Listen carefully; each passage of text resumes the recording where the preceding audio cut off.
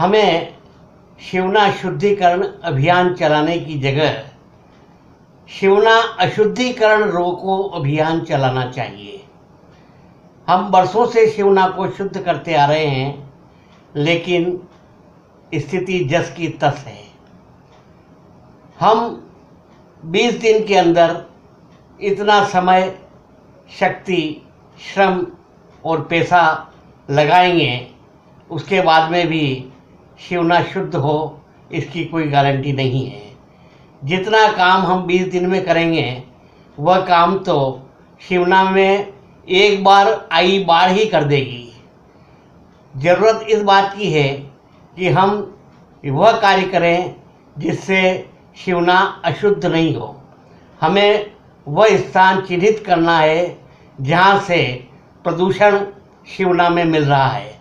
उन स्थानों को चिन्हित कर और उसमें जो शिवना में जो प्रदूषण मिल रहा है उसको बंद करके उसका निस्तारण किया जाए, और जो पैसा स्वीकृत हुआ है उस पैसे को इस कार्य में लगाया जाए ताकि शिवना प्रदूषित नहीं हो। शिवना को शुद्ध करने के बजाय अशुद्ध होने से रोकना बहुत ज़रूरी है। दोस्तों, बरसों पहले मंदसौर में शिवना में बाढ़ आती थी तो मंदसौर की निचली बस्तियां पानी में डूब जाती थी। युद्ध स्तर पर बचाव कार्य चलाया जाता था और घंटाघर की प्रथम मंजिल पानी में डूब जाती थी और यहाँ नावें चलती थी।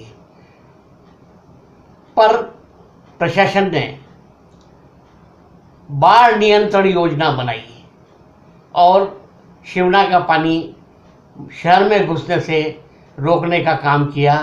उसके बाद से शिवना की बाढ़ से मंदसौर को राहत मिली है।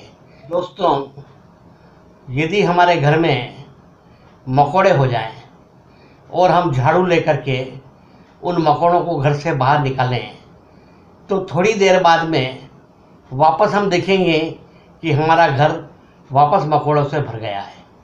फिर हम झाड़ू लेकर उन मकोड़ों को बाहर निकालें तो फिर थोड़ी देर बाद वापस मकोड़े हमारे घर में भरा जाएंगे।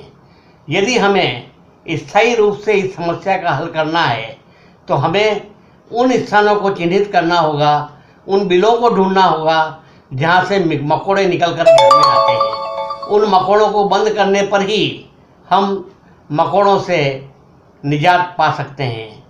यह का यही हाल शिवना शुद्धिकरण के मामले में भी है। शिवना को हम शुद्ध करते करते बरसों हो गए, कितना ही समय, श्रम और पैसा हमने बर्बाद कर दिया, पर शिवना शुद्ध नहीं हुई। हमें उसे अशुद्ध होने से रोकना होगा।